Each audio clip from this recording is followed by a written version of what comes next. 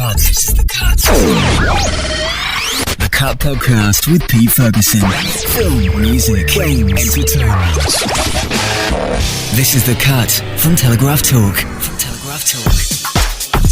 Hello and welcome back to the Cut podcast from The Telegraph. In this week's edition, we've been chatting to the Sugar Babes about their new album, Sweet 7, and the best place to show off a Brit Award. Mine is on top of the guest toilet in our house. Clive Morgan talks to Alice in Wonderland's White Queen herself, Anne Hathaway, and Tim Roby reviews that film as well as the week's other new movies. This is The Cut. First, let's talk games, and Nick and Tom are here with me now, starting with you, Nick, and Alice in Wonderland. It's a great game for the DS, for Nintendo's handheld. It's probably the first game I've ever played that's a movie tie-in that probably didn't need a movie to come along to justify its existence. Everything about this game throws you a curveball. The presentation is completely different from the Tim Burton movie. The game is presented mostly in black and white, but it has little splashes of colour in it, and these are gameplay items because the characters have different colours as well. For example, the White Rabbit's power is time control, and his colour motif is purple. When you come to an area that's shaded in purple, it tells you that the White Rabbit can do something here. Blue for the Cheshire Cat, which can use invisibility. Green for the Caterpillar, which can warp gravity. And the Mad Hatter's an orange, and he can actually bend reality. He can turn the entire screen around and open up different passages. It's brilliant. It's utterly brilliant. It's got a couple of things about it that perhaps are a little bit strange. Like, for example, the controls are when you activate a power, you have to hold down on a button and then click on the screen, which is great if you're left-handed because you'll probably be using the stylus in your left hand and the right hand for the buttons. But if you're right-handed and using the stylus and the buttons in both hands, you sort of end up leaning over yourself a little bit.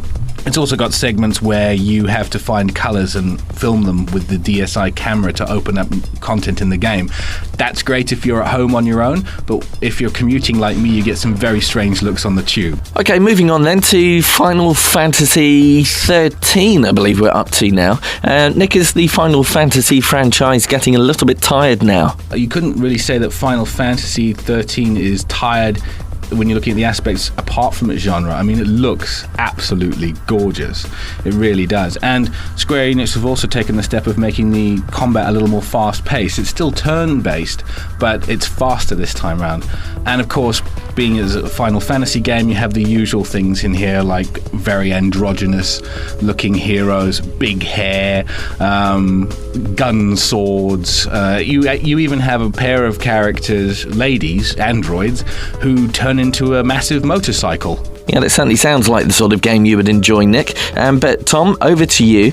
And I believe you've had your hands on the new game Silent Hill Shattered Memories. Yes, Silent Hill Shattered Memories for the Wii. It's a psychological chiller from the very famous horror series from Konami. They've said it's a remake of the first game, but that's not strictly true. It shares, obviously, the eponymous Hamlet, very misty Silent Hill, and a few character names. It's very difficult to describe because it eschews so many gaming conventions. There's no combat. It's almost entirely down to exploration. You play Harry Mason and searching for his daughter, and you're walking through the very misty town just with armed with just a flashlight. It's very scary, very unsettling is probably a better word. It's not down to shock value, it's all about messing with your head. And a lot of the game you're sitting in a psychiatrist chair and this very creepy, aggressive shrink is asking you all kinds of weird questions, and and the game actually morphs around your answers. Sounds like one of the first games designed for a bloke for the Wii. Well, it's not the first. We've got plenty. But it's one of the better ones. It's certainly one of the better ones. I mean, it's up there with like No More Heroes and stuff like that. So. Certainly sounds good. I'll be checking that one out with my mates over at my place with a couple of beers, I expect. Guys, thank you very much indeed for coming in. The Cut podcast with Pete Ferguson. And as always, you can keep up to date with the latest games, news and reviews by heading to the Telegraph website, or if you want, just go straight to telegraph.co.uk/thecut. Still to come in this week's entertainment podcast from The Telegraph, we talk to the Sugar Babes about life in the band and the brand's new album. First, here's Clive Morgan, who's been speaking to Alice in Wonderland's Anne Hathaway. Hello, Anne Hathaway. How are you? Just fine, thanks. Let's talk about your new film, Alice in Wonderland, in which you played the White Queen. Is she 100% good? I didn't think so, and Tim didn't want her to be, and so I tried to imbue her with some complexity and no, I don't think she's all good. How then would you describe her? I think she's more like a punk rock, kind of Debbie Harry. And then as a queen, I think she's a lot more classic. I think she's, that's where kind of I look to people like Greta Garbo for that kind of, for that. And then Tim asked me to look at Nigella Lawson for the cooking scene. That's interesting. What do you think of Nigella? Well, I'm just, I love Nigella's recipes. I think she's in a wonderful way, very entertaining. But the kind of sensuality that she brings to the kitchen, I kind of wanted the White Queen to have it. That she loves to cook and she loves to make potions, and yeah. The film is quite pro-women and empowering, isn't it? Well, I just think visually it's so empowering. I mean, just seeing Alice go from that dainty dress in the beginning to seeing her, rocking out as Joan of Arc. But I think it's a message that unfortunately applies more to women. The idea that you can do anything you want. I think nowadays young girls believe that, but I think that's a very new development in the world, especially, and I'm talking specifically about my experience growing up. I never thought that I couldn't do anything because I was a woman, but I think that I might have been one of the first generations to really believe that. And so to see a movie about a pioneer like that, and to have it be such a wonderfully engaging movie, I think is going to really matter for young women. What drew you to the film? I love that this is a movie about a leader. What it takes to be a leader. The idea that a leader is not just born, but you become one. That it takes people seeing something in you and kind of drawing it out in you. That other people want to be led by good. I love that. That as soon as people aren't afraid anymore, as soon as one person stands up and has courage and for what they believe in, it's like everybody's goodness gets activated. What was Tim Burton like to work with?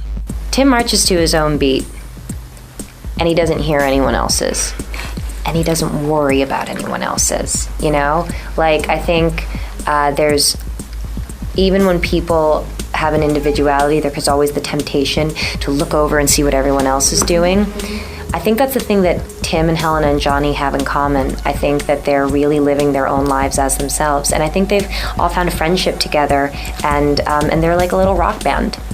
You say that the three of them are like a rock band. Is that disarming being around them, or is it quite liberating and embracing? I find it liberating.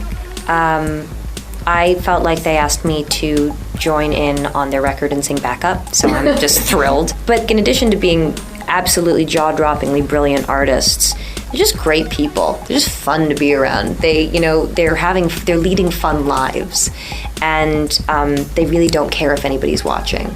And I admire them tremendously, all of them. What's next for you? Well, I've finished a film that was directed by Ed Zwick and co-starring Jake Gyllenhaal called Love and Other Drugs, and it's like a dramatic romantic comedy. We're not quite sure. So I have that coming out. You're also doing a project about Judy Garland, aren't you?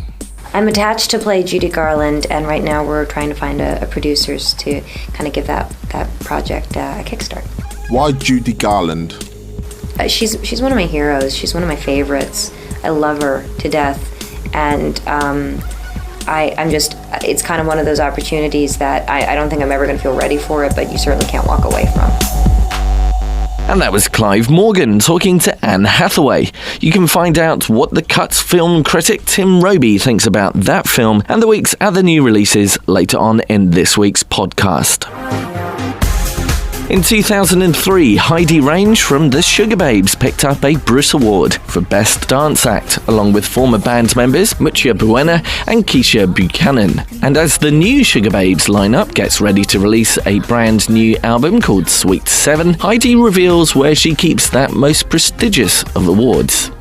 Mine is on top of the guest toilet in our house. Just because, like, not that I think it's rubbish and it should be on a toilet, but yeah, my fiance put it on there and I was like, my mum came down and she went mad when she saw it. She was like, you can't put your Brit on the toilet. And she was like, you know, you want everyone to see it. And we were like, yeah, but everyone will see it. I quite like it there. It's a fun place.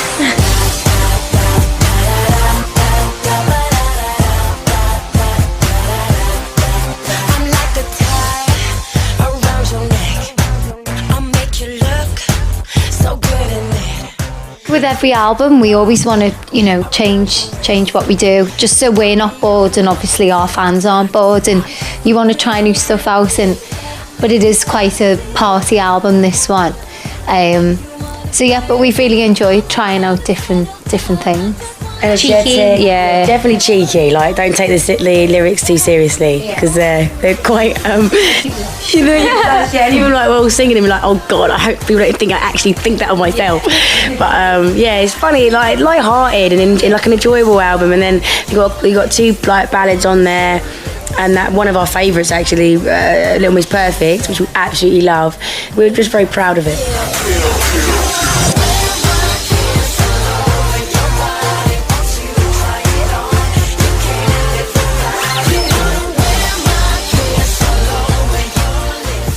You know, we know it's like the best job in the world to have, and you should enjoy it and take advantage of what an amazing position we're in. So The Cut on Twitter, Facebook and telegraph.co.uk/The Cut.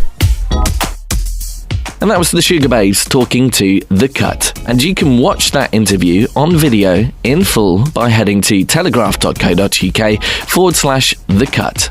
Time now, though, to check out this week's new film releases with Telegraph film critic Tim Roby. Okay, Tim, of course, the big film out at the moment is Alice in Wonderland. We'll talk about that in a second. But one film that you've seen recently and you don't think is actually too bad, perhaps it might even be rated higher than a 2-star this week, is a new French film, The Father of My Children, rated 12A. Yeah, this is a really terrific film. So it's quite a small French drama. It's based on the true story of this film producer in Paris who basically got really in debt and managed to conceal this from most of the people in his life. So his family don't really know the extent of the trouble he's in. And for the first hour of this movie, we're kind of following him around and we're gradually figuring out that he is really in a mess because he owes money to the film labs, he owes money to various shoots that he's doing at the moment. He has no money left and he's kind of having to try and juggle it. It's really nicely done, actually. Very well acted, quite powerful, takes a pretty shocking turn halfway through, and I can't really recommend it any higher. Okay, what about a rating then? I give this 4. I mean, it's not a massive deal as a film, but it's just really kind of beautifully done within its limitations. Excellent. That's The Father of My Children, rated 12A. That's getting a 4 from Tim. I've seen some very mixed reviews online for the film Legion, rated 15. Legion is a crazy film. Paul Bettany is a kind of fallen angel who is having to fend off the apocalypse, which arrives in the form of the usual insects and kind of like a crazy plague of these demonic creatures with spiky teeth. A bunch of misfit survivors are holed up in the diner and being besieged by all these creatures, and Paul Bettany turns up to try and save them. The trailer actually looks quite scary, although scary sort of / weird. Scary, weird, / funny. It's sort of a 2.5, which for me is the definition of average. You know, it's kind of quite fun. Yeah. All right, that's Legion, rated 15, and gets 2.5 stars out of 5 from Tim Roby. Big film, though, of the week, of course, is Tim Burton's Alice in Wonderland. Is it a sort of Alice in Wonderland sequel? Because she's going back to Wonderland. Yeah, it is a sequel, and they call it Underland for some reason this time around. And she's now 20. She's kind of marriageable, and so they're trying to marry her off in the real world. And she doesn't really want any of this, so she scurries back down the rabbit hole and has many of the same kind of adventures. You know, she has to drink the potion and kind of grab the key. And who's playing Alice this time? It's this actress called Mia Wasikowska, who I generally like, but I think in this case she's a bit miscast, and she kind of just seems a bit stroppy in the role to me. I don't think you really kind of buy into her. You don't find her particularly likeable. A lot of people are going to want to see this film, and on a big screen in 3D with a big audience on a Friday night, it might just about carry you along with it. I was really disappointed though. Oh dear. And the reason is that I don't think Tim Burton quite knows what he's doing with all the 3D effects in the middle of it. So when it's down in Wonderland or Underland, it's kind of messy, and it's like you don't really believe anything is sharing the screen with anything else. Certainly when you compare Avatar, you really feel there that you're in a world that has been completely created. It's seamless, whereas this time you can see the seams. For me, it doesn't really work. It's kind of subpar Tim Burton. And how's Johnny Depp getting on? Johnny Depp is going for full crazy as the Mad Hatter. He kind of flits in and out of this crazy Scottish accent. Literally from one scene to the next, he'll be doing crazy Scottish accent and then just kind of nod at all. And Stephen Fry as the Cheshire Cat. I like the Cheshire Cat. I think the Cheshire Cat is really nicely visualised and one of the more successful characters. And Stephen Fry does a really nice job with the voice on that. It's one of the highlights of Cheshire Cat. All right, brilliant. Okay, how about your score then, Tim?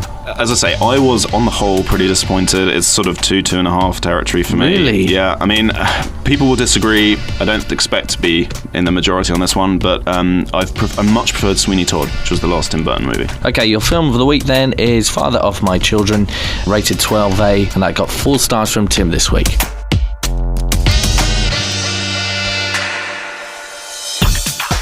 And that was Tim Roby, rounding up this week's edition of The Cut, your weekly entertainment feast from The Telegraph. You can keep up to date with us throughout the week as we prepare for next week's podcast by heading to twitter.com/The Cut Podcast. If you try hard enough, you can also find us on Facebook by doing a search for The Cut Podcast from the Daily Telegraph. Or if you like, just send us an email. We'd love to know what you think of the podcast. And if you've got any suggestions for anything else you'd like to hear in forthcoming editions, just email us, thecut@telegraph.co.uk. But before you go, if you're an F1 fan, don't forget to check out the new Formula 1 podcast from The Telegraph. For full details, head to telegraph.co.uk/F1. And you can also subscribe to that new podcast, as well as The Cut, in iTunes. That's it for this week. Thank you very much indeed for listening. I'm Pete Ferguson, and that was The Cut.